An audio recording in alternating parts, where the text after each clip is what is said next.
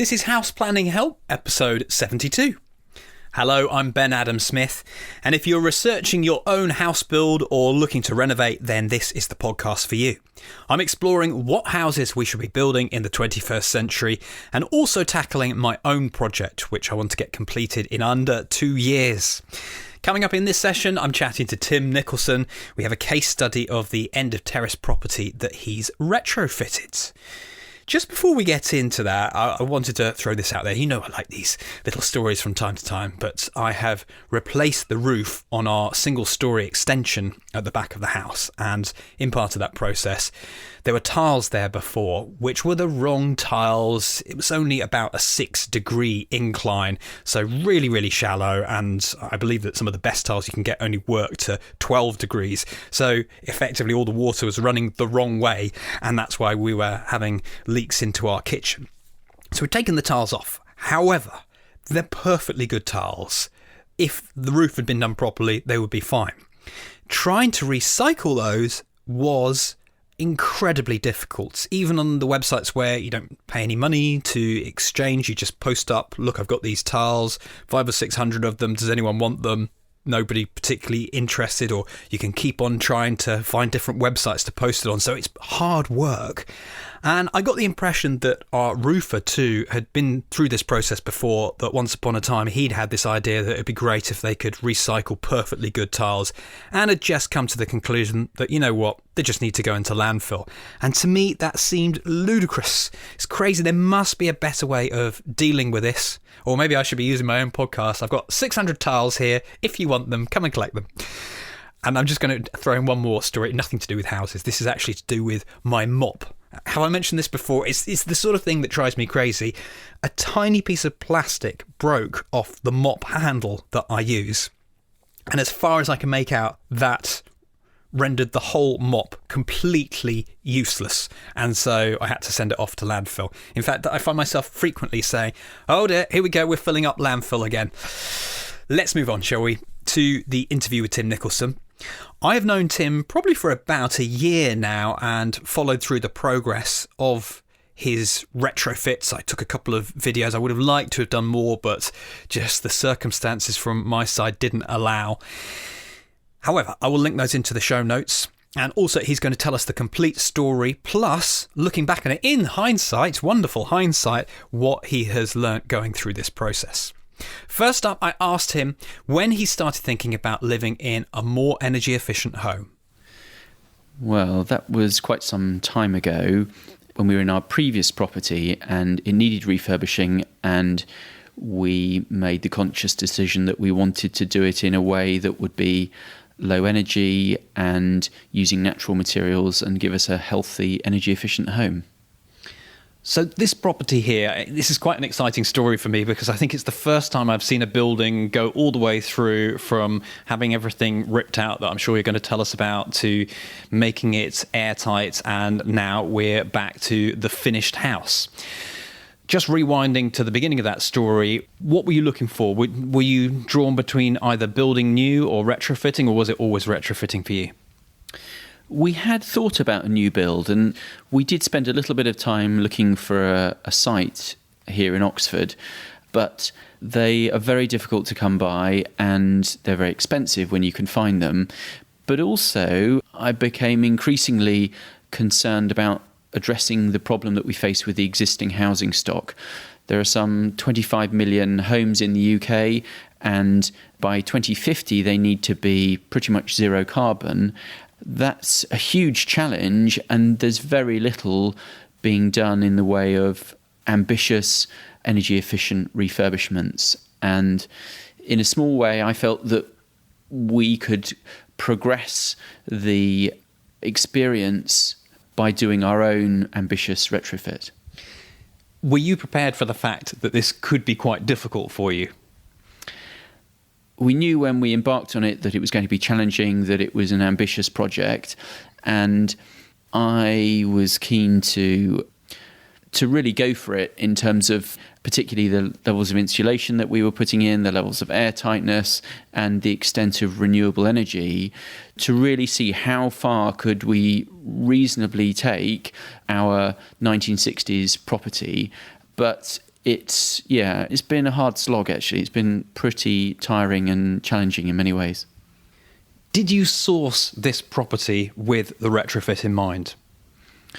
We had been looking for a property that needed refurbishing, and therefore that we could refurbish it in an energy efficient way. So yes, when we bought it, we knew that we were going to refurbish it, and we knew that we would seek the best way to do that. And how did you go about doing it?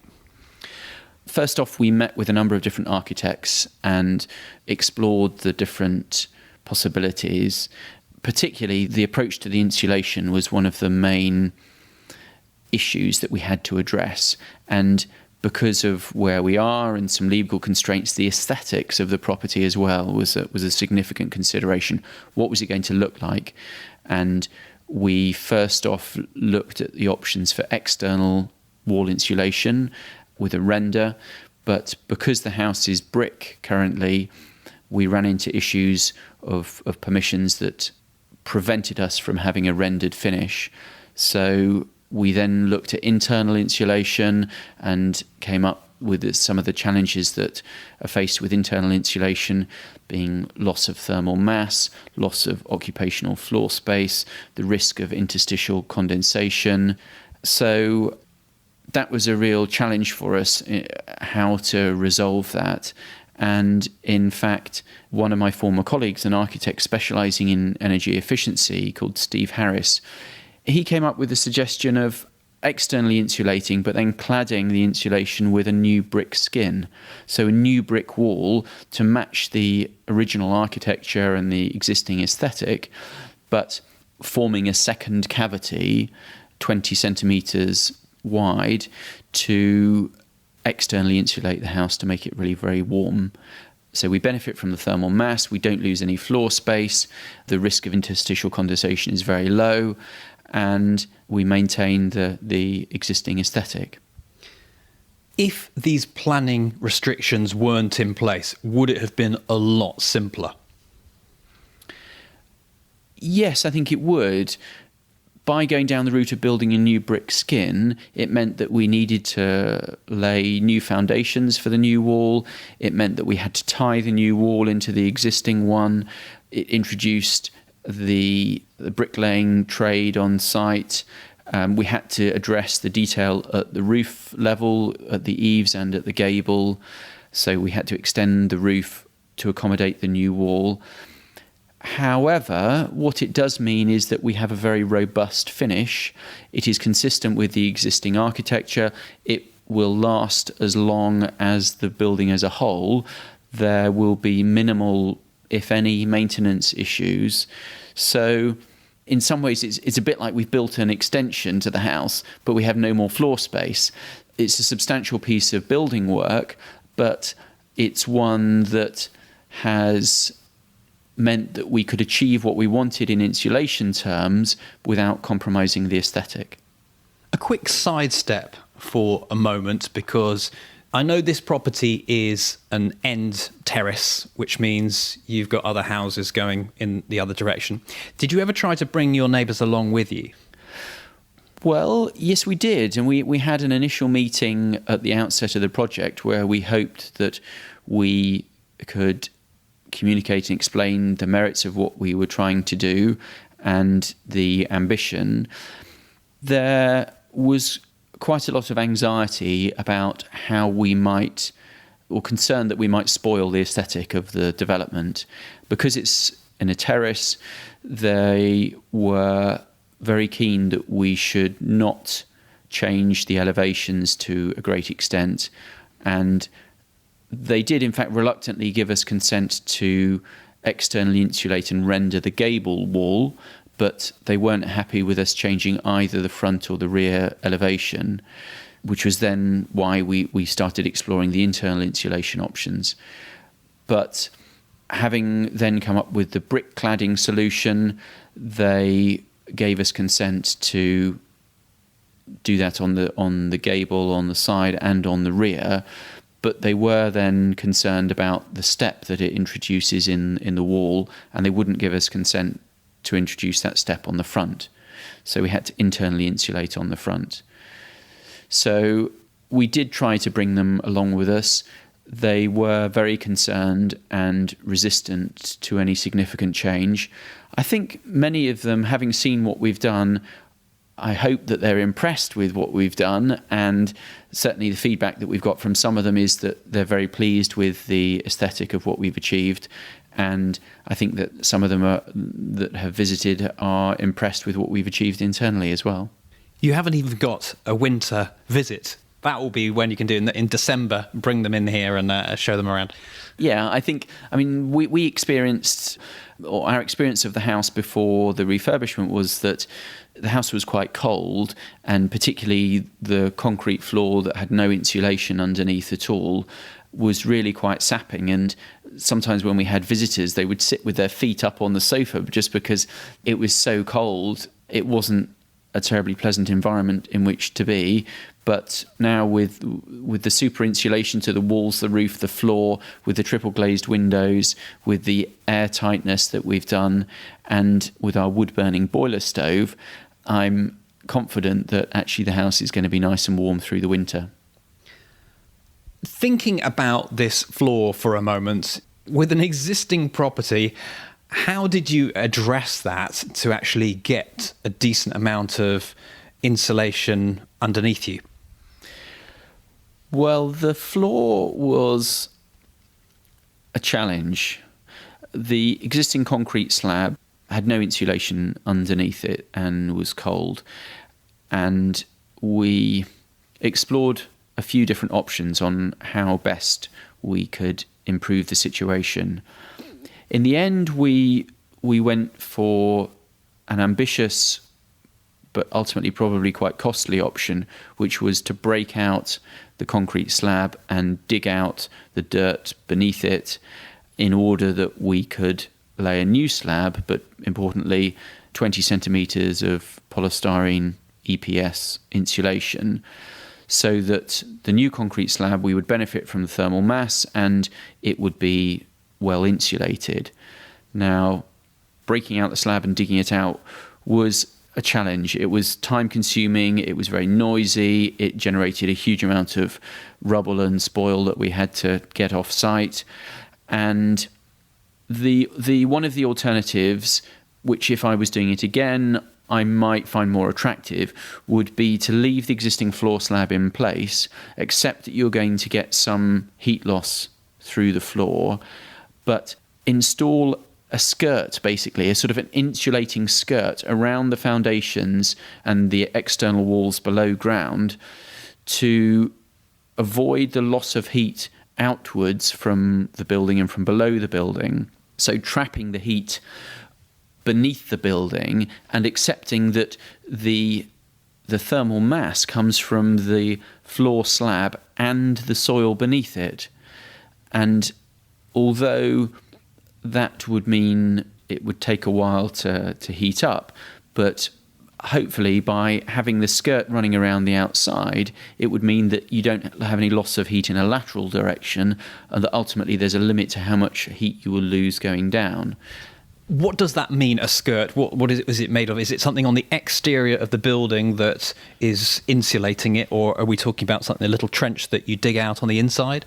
So it would be on the exterior of the building, digging a trench down adjacent to the external wall, down to the foundations, and then inserting insulation, probably EPS, in order to insulate the walls below ground to reduce the heat loss from the building below ground. And I call it a skirt because it runs all the way around the exterior. Probably a mini skirt is probably... Is this your made-up name for it? Well, I don't think I can claim the credit for making it up, but it is an idea and an approach that for a property, an existing property where you want to super insulate the floor, but you don't want to break out and dig out the slab, is an alternative. Probably not quite as efficient because you're not insulating directly beneath the concrete slab, but it is probably a good second best approach that would certainly be a lot cheaper. This is something we're going to find with retrofits, the more that get done, that they're each going to have their problems to solve. And that's quite a major decision, isn't it? You going one way or the other on that. It is, yeah. I suppose it's coming up with the right solution as a result of lots of different factors. It's what the occupiers or owners want to do, it's the budget, it's the timescale, it's the ideas and inspiration of the people that are coming up with the solutions. How did you find the disruption overall? You homeschool your kids and you managed to secure next door to stay in. How did all that come together? We did contemplate the possibility of staying on site during the refurbishment. Could we move upstairs whilst the downstairs was done and then vice versa? But we quickly realised that actually the cost implications of doing that, it was going to require a lot more cleaning up of the site at the end of the day. It was going to delay and slow down work on site, and it would just make it a much more challenging process. So we came to the conclusion that we really needed to move out. We looked at a number of different options. We were keen not to spend too much money, frankly, because we wanted to invest our money in the project itself and not on rent to live somewhere else. And we were very lucky ultimately in managing to rent the house next door, which was just changing hands. So it was going to be empty for a period of time. So we were able to live there, which was fantastic and meant that we were on site. So we were here to be able to monitor what was going on, to take deliveries, to ensure the site was secure. And yet we had our own space, and with our young children, that was really valuable. And I think from our point of view of our sanity as well, that was very helpful. When you came to do this retrofit, you've also taken that opportunity to change things to suit your needs. So what have you done to the building in that respect? Well, one of the biggest changes, I suppose, is that we've changed the layout internally, because we wanted not only to make the house very energy efficient, but we wanted it to work better for us, to turn it into a family home that suited us better. So we've gone for a much more open plan layout downstairs. I mean, I think that in some ways has also helped from an energy efficiency point of view, in that we heat the whole of the ground floor with our wood-burning stove. Ironically, given the size of the stove, if we hadn't opened up in the way that we have, it would have been prohibitively hot to have it in a single smaller room. The fact that we've got it now in an open plan situation, it's able to heat a much greater proportion of the house without it being unpleasantly hot. Also, from the point of view of natural light, having opened up the ground floor and put in one large new window, that means that the ground floor is a much lighter space than it was previously. You've mentioned the stove a couple of times, and I think in my experience of heading round certain properties, a lot of the time the stove doesn't get used much. So I know you haven't really tested this yet, but how much do you think you are going to be using that stove?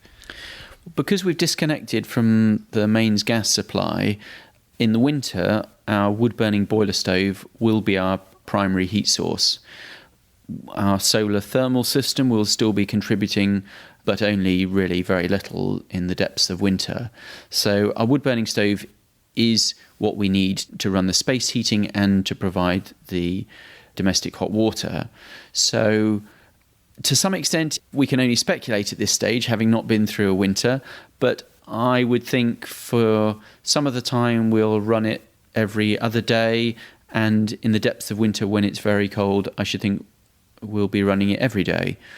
How long we're running it will vary on how cold the house is, how much water we've used or need. It's a very efficient stove. Because we're in a smoke control zone, we had to get a stove that was exempt from the smoke control regulations because of the cleanliness with which it burns. And in order to get that level of cleanliness, it needs to be a very efficient stove. So it's very good at converting the energy in the wood into heat.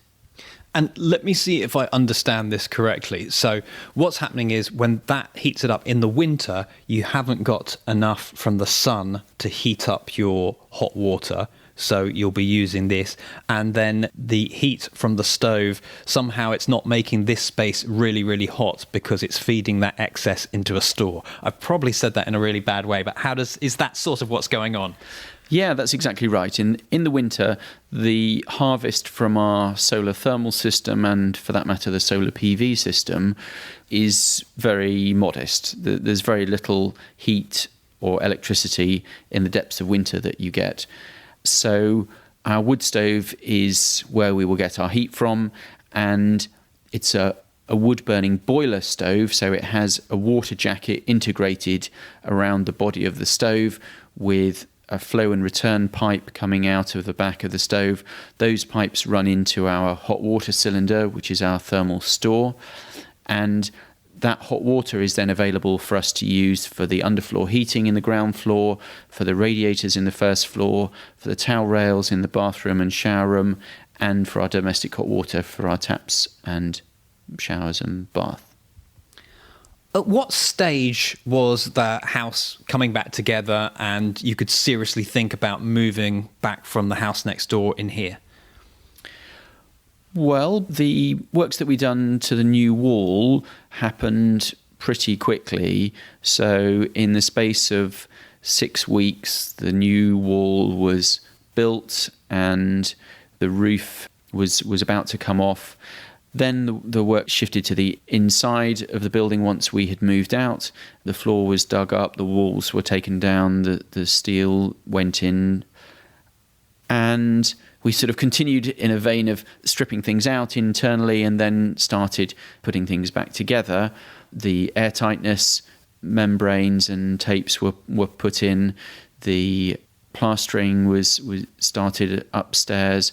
We stripped out the bathroom and the shower room, so we then the plumbing and electrics first fix started to go back in, and steadily the house started to come back together, having been seriously ripped apart. I mean, it was very much back to just the shell, so it was rewired, it was replumbed, all the windows were replaced, and we took down some of the internal walls on the ground floor.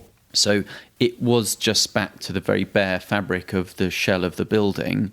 But as we then started putting it back together, it took shape again, and there were various stages, I suppose, that it kind of jumped forward. So when the floor had been dug out, we then laid the insulation, the underfloor heating was put in, and then the new floor slab was cast. So that was a big step forward to suddenly get back to having a solid floor again and not walking around in the dirt. When the plasterboarding was done, that started to make the house feel a bit more like a house and less like a building site. Then when the flooring went in again, it started to feel much better, and the windows as well. Putting the windows in, that was a big step forward on the road to it returning to our home. Often this question crosses my mind, and having seen this myself and the amount of work that you've put in it, have you ever equated it against a demolition and starting again from scratch? Because it's so difficult to know the amount of work and the amount of energy and all those things if you could have recycled all the bricks. How do you think that would shape up? Well, one of the architects that we spoke to about the project did say, had we considered knocking it down and starting again? And that, I think, would have been challenging. Probably our neighbours would have found that very difficult to come to terms with. The fact that we're end of terrace and not detached would have meant that there were complications in terms of shoring up the neighbouring house and any structural damage that might have occurred. And we were also wanted to use as much of the existing fabric of the building as we could, so that we didn't incur any additional resources, and particularly the emission of additional carbon associated with the fabric of the building that was okay and that could remain. One might argue that actually there wasn't a lot of the original building that was left, but there was the walls and the timber in the floor and the timber in the roof, and the roof covering itself we took off and put back on.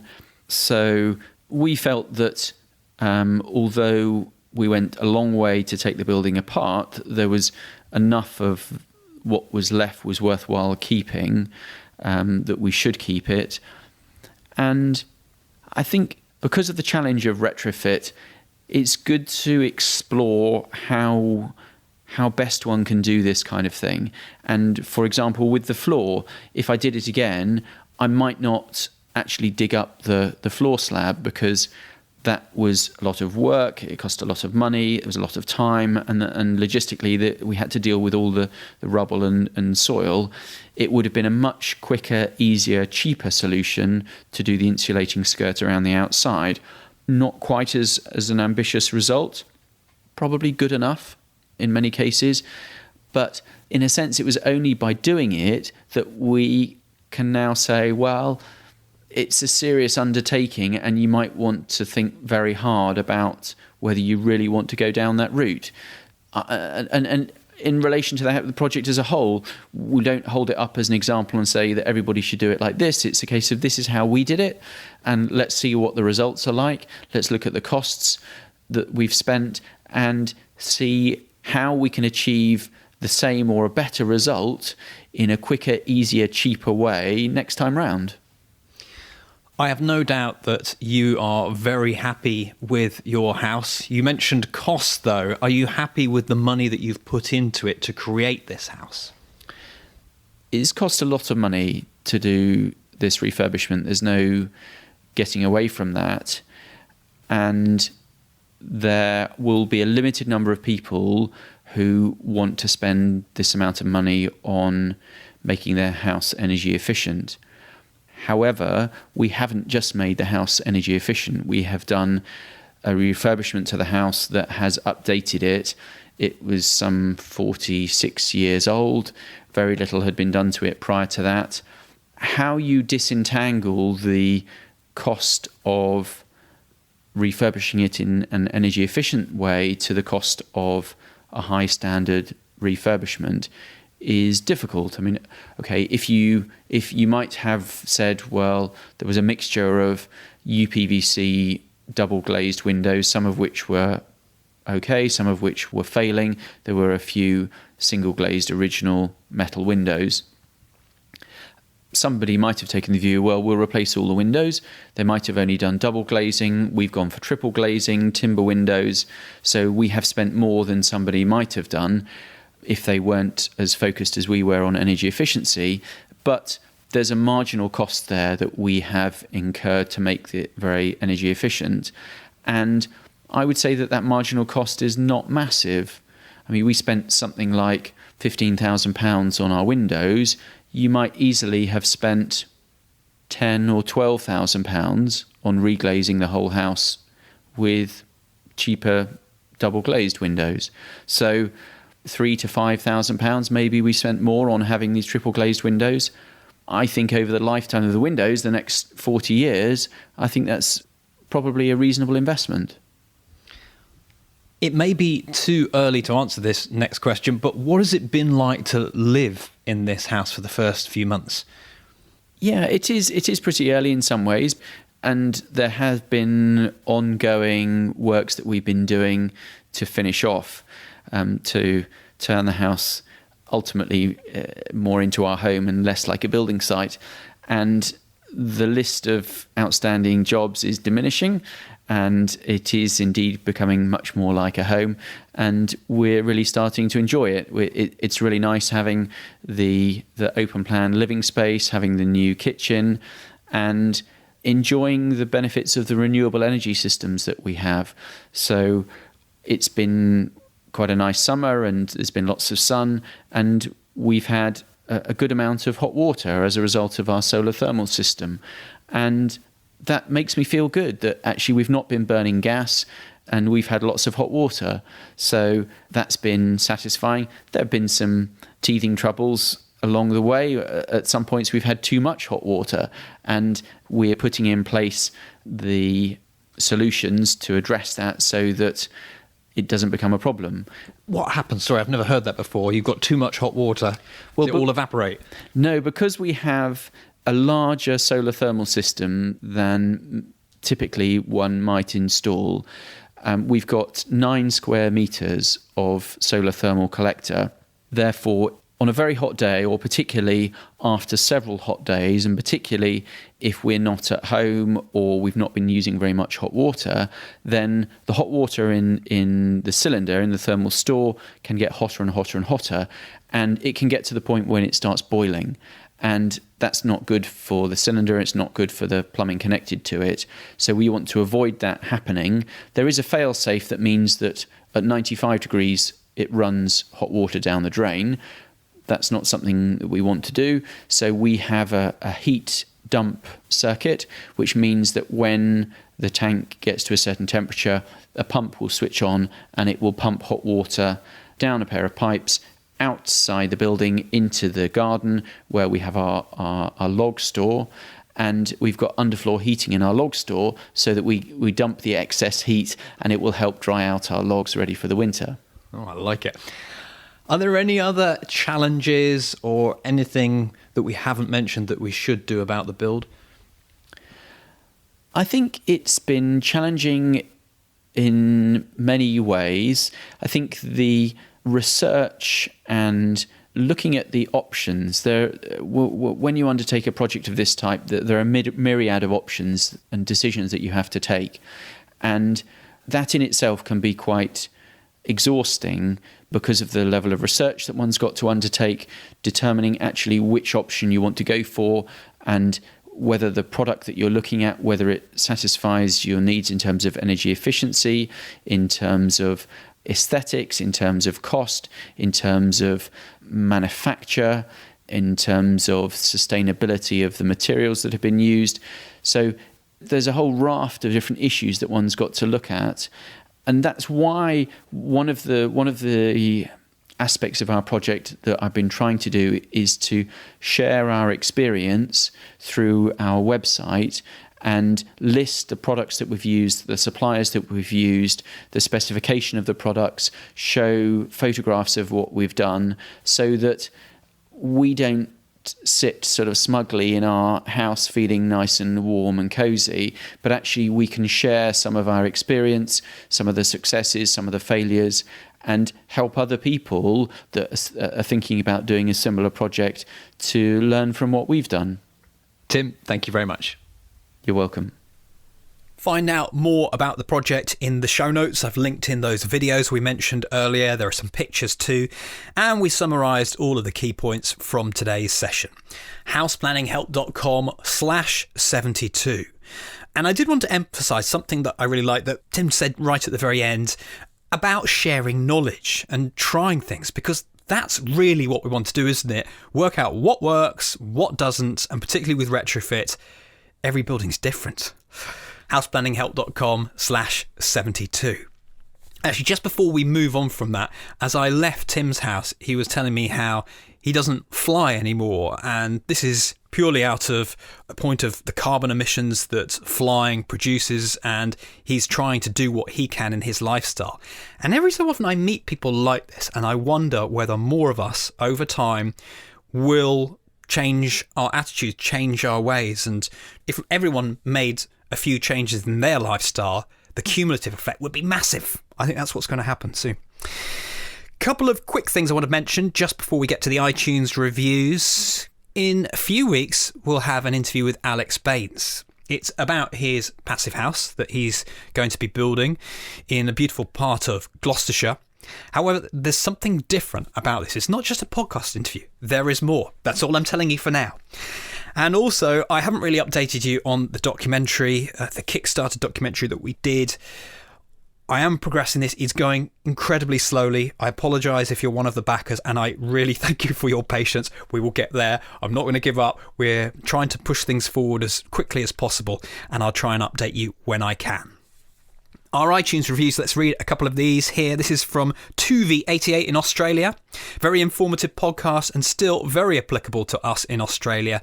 My wife and I are learning a ton and are trying to incorporate this new knowledge to hopefully build a better home. Great stuff, Ben. Thank you to V88. Listening Until the Early Hours is the title of this one. It's from Steady UK.